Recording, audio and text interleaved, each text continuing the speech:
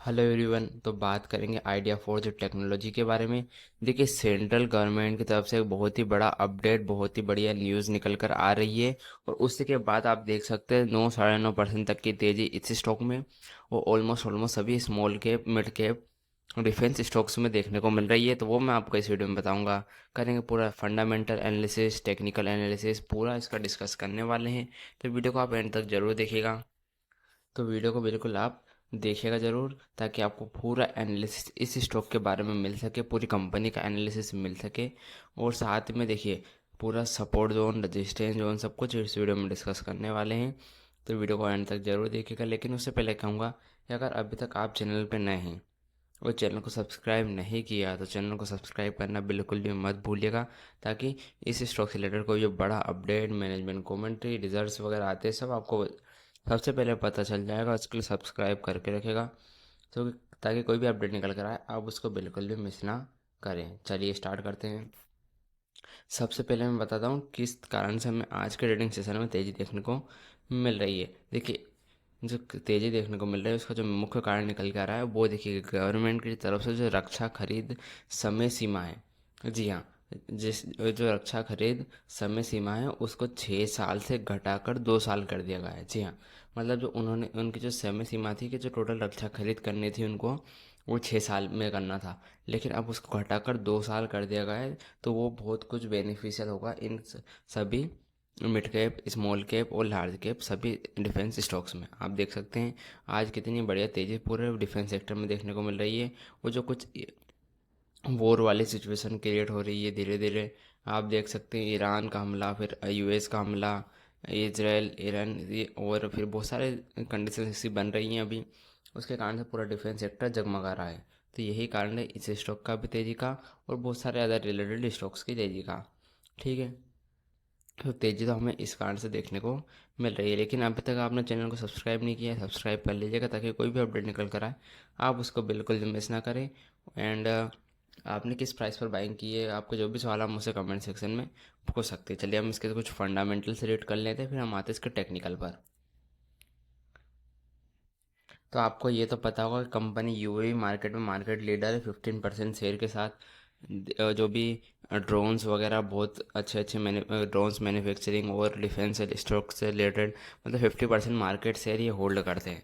तो बहुत ही बढ़िया कंपनी तो है। पर हम इसके कुछ फंडामेंटल देखें, मार्केट कैप जो है हमें देखने को मिल रहा है 2684 करोड़ रुपये इसका। वो तो वैसे स्मॉल कैप स्टॉक्स में ही आती है। बुक वैल्यू देखिए, ऑलमोस्ट 141 स्टॉक जो चल रहा है, बुक वैल्यू के ऑलमोस्ट ऑलमोस्ट हम कह सकते हैं 4 to 5 टाइम्स हमें चलता हुआ देखने को मिल रहा है। आरओसी थोड़ा सा नेगेटिव है, बट धीरे धीरे कंपनी में जो भी है सब कुछ ठीक ठाक होता जा रहा है।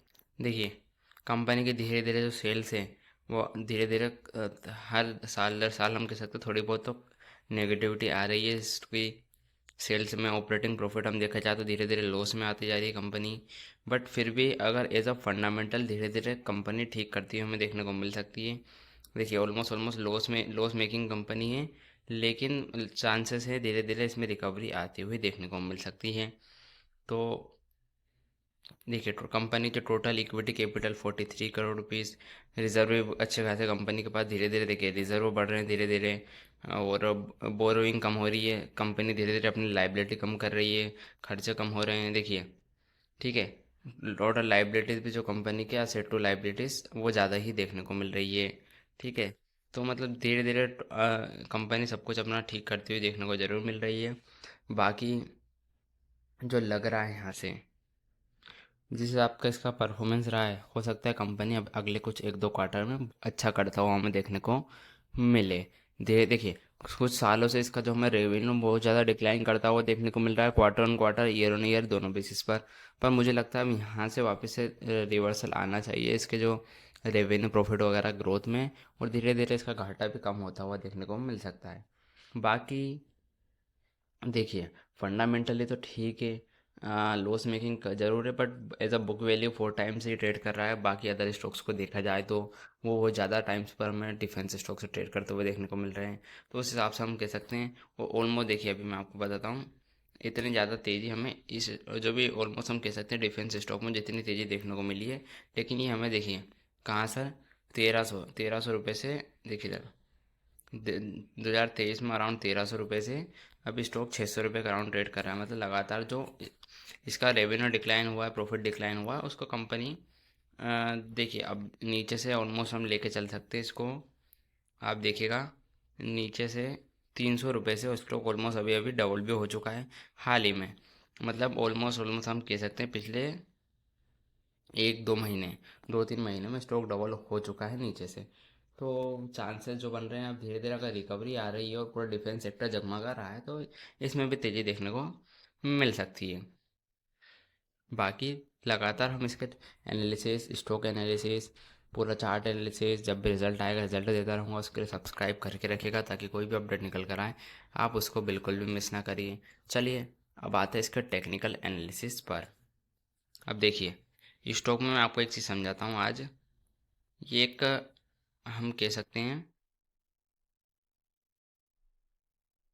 देखिए एक जो है हमें एक ही पैटर्न, आप देखिएगा ट्रायंगल पैटर्न,